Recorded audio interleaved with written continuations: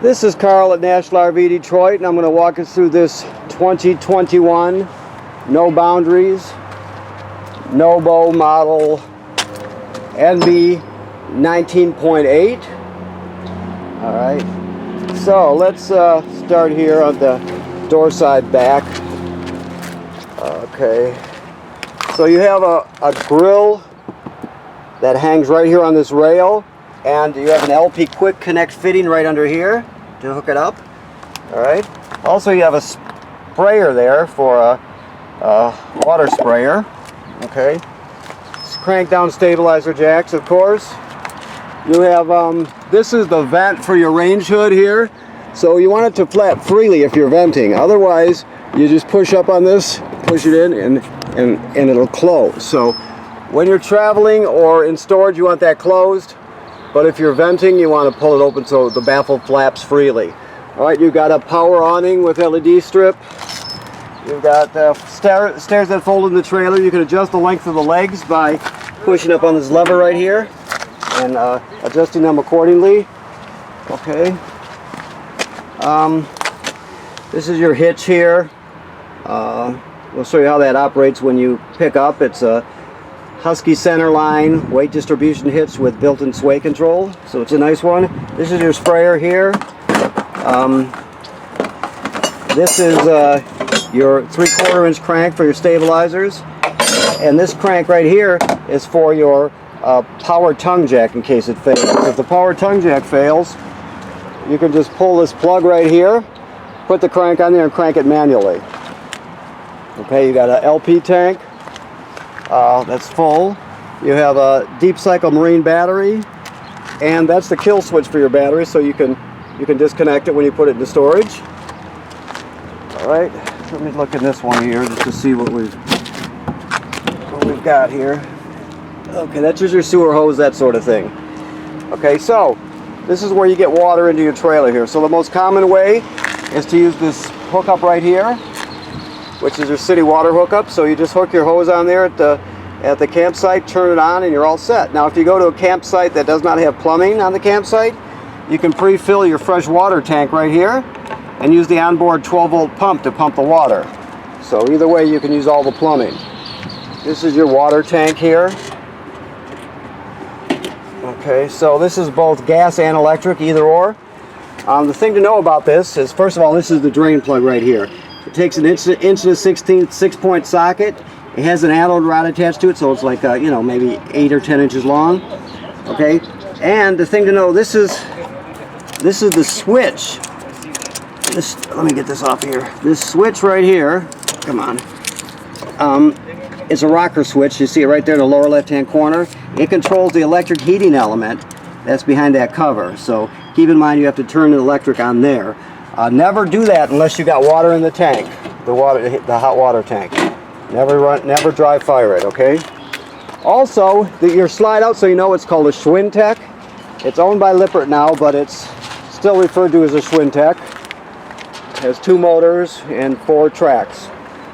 Okay, so cable and satellite through. This is your hookup here. So you just hook your power cord onto there and you're all set. Your valves are right there. You got a black valve for your toilet water and waste. You got the gray for your sink and shower water. So you always dump the black first because it's the dirtiest of water. Then you dump the gray to wash things out a bit.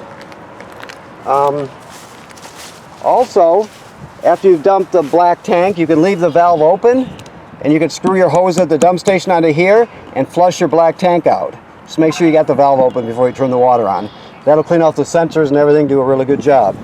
Also, this is pre-wired for a backup camera. It takes a Furrion camera, so if you're interested, we do sell them, and we can always tell you more about them. Basically, it'll allow you to back up and see what's behind you.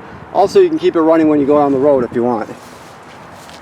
Alright, so you have a ladder, which makes it easier to get on the roof. You have to inspect the roof every 90 days, spring, middle of the summer, and fall, let's say. And you're going to look at all the sealant on the roof for cracking or separation. You look at the roofing material to make sure there's no damage to it from low branches, that sort of thing. Look at the vent covers, make sure they're not damaged, just to give it a good inspection. And odds are you won't have to do anything for a long time, but that's the idea of inspecting it. If you inspect it, you can keep an eye on it, and when you need to do some touch-up or some repair work, you're all set, ready to go. So get it taken care of immediately, okay? Now this, before I even go in here, I'll show you this. This is an inverter, right?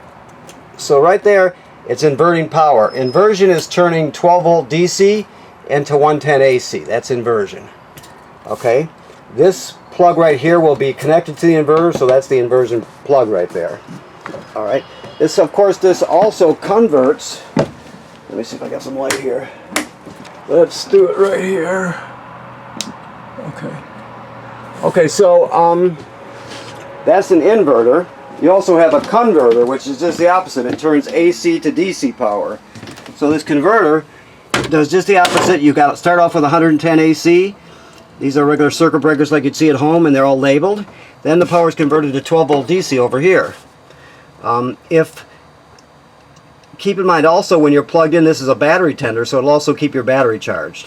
When you're towing the vehicle or towing the trailer, your tow vehicle will keep your battery charged using the vehicle's alternator.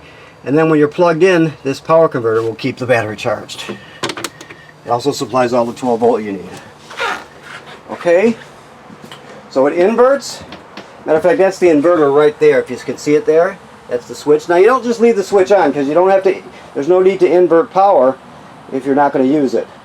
So you just basically keep that off until you need some 110, and all you have is 12 volt. Okay. Also, let me look here. I think it's probably in here what I'm looking for. Yep. All right. So this is your control panel here. So you see your battery has got 12.6 volts in it. Right. This is not plugged in right now, so we're running off of battery.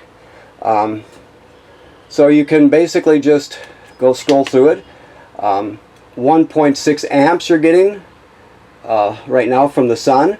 So that's how much is being stored in your battery right now. We're kind of parked in the shade over here, and there's clouds are rolled in. It goes between 4 and 5 amps is pretty common. These are amp hours, 46.0. And it's also saying battery 1. Keep that in mind that there's just one battery, okay? And 12.5 is what you have, and back around again. So that's what that does. Also, battery type is not, it's set for AGM, which is a gel battery. That's not what we have. I'll change that to wet. That's what we have, so we'll just call it a wet battery. Okay, so that's set. Now you don't have to change anything. I just did that because the person who set it up didn't do that yet. Okay, these are for your heated holding tanks right here. So you can see the fresh gray and black. You can go out earlier in the spring and stay out later in the fall and in the early winter. This is your control panel here to turn your water heater on. I showed you how to turn it on electric, right in the lower left-hand corner out there. To light the gas, it's right there. Your water pump is right there. You use that to pump water out of the fresh water tank. You also use it when winterizing.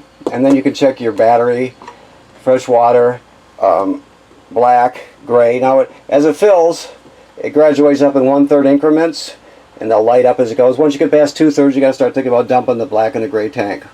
All right. Also, this trailer has something called a water miser, which is a water circulator. The whole idea is you don't waste water waiting for it to heat up for the shower. So basically, you're just going to put it into circulation mode, and it will it'll keep circulating the water down around in a circle, so you don't waste fresh water, and you don't waste space in your gray tank, because if you just keep running, it just will going to go down into your gray tank and take up space. So this way you save storage space plus water. So as it heats up, this will change color to, I think this one goes to a richer blue. You'll notice it either way. It'll be obvious to you when it changes. Then you know it's hot. Then you would just flip it to regular mode, and you've got hot water. So this is water miser. It's for recirculating water and conserving water and space in your gray tank. Now, all these, in the packet that comes with this, all these devices and appliances will have literature on them in there, but you could also go to their website and look at their manufacturer's videos too, if you want to educate yourself even more on it. It's up to you, of course. Always run, this is a nice 4-speed fan, So always run this with the shower to pull the humidity out, because these are built super tight now. The toilet, if you don't know about RV toilets, well, I still got sawdust here, not a very good clean job. I'll make sure that's cleaned up for you. Alright, so that's just residual water pressure. The black tank is directly below and it's empty, right? So you can't use it dry. When we talk about dry, we're talking about the black tank directly below. So after you plug in your trailer, hook up the water, you'll come in here with your chemical, your toilet chemical. You'll step on the flush pedal here. Water will come swirling out. You'll put about a gallon in there or more, but at least a gallon in there. No way to tell exactly what that is. You just use common sense and dump your chemical in there. You can't use it dry because the smell will be terrible, plus it can get clogged up. So always, if your black tank is empty, you always start off by putting water and chemical in it. Okay? Alright, so let's back out of here. Your refrigerator is a 12-volt DC refrigerator. It's very simple, on and off. Set the temperature, and then there's a power-saving mode. You know, you can use it at nighttime, whatever, just to use a little less power. This here is your range hood that I told you about. So if you're using the fan, that's not right, I'll have you fix that. It's just the blade ticking on the filter. Make sure you open the baffle outside if you're venting with the fan, okay? This is just a cooktop, you just light it. Your microwave is a convection microwave, but it works just like your microwave at home would. Your vacuum, obviously you have a built-in vacuum, plus you can sweep the dirt right over to here, and then just turn it on, and it will, I'm not hooked up there, and I'm not inverting, so anyway, it'll suck the dirt. If you can sweep the dirt right into it, it'll suck it right up, okay? Also, there's a thermostat here somewhere. Let me look around. Oh, right here. Your thermostat, you hit the mode button at the bottom and light it up. You just go through all the possibilities: fan, low, high, auto, cool, which is the air conditioner, auto, and heat. You always want to remember that the air conditioner and the fan, you want to try and always run on auto. It's important, especially with the fan. And the fan is just the air conditioner running without the compressor. That's all it is. So it just circulates air.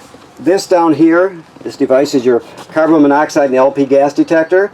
If it goes off, obviously you take everybody outside, you leave the door open, shut the gas off at the front and figure out what's going on. And it should always be green like that. So if it's not, you want to get it serviced. It's very important. Okay? Let's see what else we have here. Your TV is also I think it has a radio in it also. I'm sure it does. Let me see what we've got back here. Also, if you look up here, I don't know if you can see it. See the red light there? That tells us that there's a button next to it. It tells us that the digital antenna booster is on. So when you're using over-the-air antenna, you want that on like that. Otherwise, you're going to shut it off if you're using another source for your entertainment. This has a radio and everything built right into it. Okay, so let me see what else we have here. The table will fold down, and you can store it under there. All right. That needs to be cleaned also. That's not even close to being right, but it will be. We're just that's why I'm kind of going over it too with you, so I'll make sure everything is as cleaned up as it should be. Okay. So I think that pretty much covers it. Now, remember I told you that you have the solar panel and your controllers in the bathroom. This is the power inverter, which turns 12-volt DC into 110 AC. Only turn it on when you need to invert power. This plug is the one that's attached to the inverter, just that one. The converter does this the opposite. It converts AC to DC power. So that's where your DC power comes from. Okay, and I think that pretty much covers it. So first thing I want to do is thank you for purchasing your trailer here at National RV Detroit. And let me look up here, please, just a minute. Your slide room button is here. Your power awning button is here. Let me see here. You never leave the awning out unattended, right? So if you're not at the campsite, you want to roll it in. That's important. Those are just lights, okay. All right, so yeah, so thanks for buying your trailer here from National RV Detroit. And please remember what I said about inspecting the roof and the seals. Any place you see caulk from the factory, you want to inspect to make sure the seals are good and tight. Never use hardware store caulk. You basically need to use the correct stuff. I mean, the roof takes something called Dicor, it's a lap sealant. The sides will have something called ProFlex. This one probably uses clear ProFlex, so don't use the hardware store stuff. Go to the RV store and get the right stuff. It's not expensive. It's like 10 bucks or so for a caulk tube, so you know, it's cheap actually. So okay, so make sure you inspect everything, and when the winter comes, you want to make sure you put antifreeze into the system and winterize it correctly. Okay, thank you very much.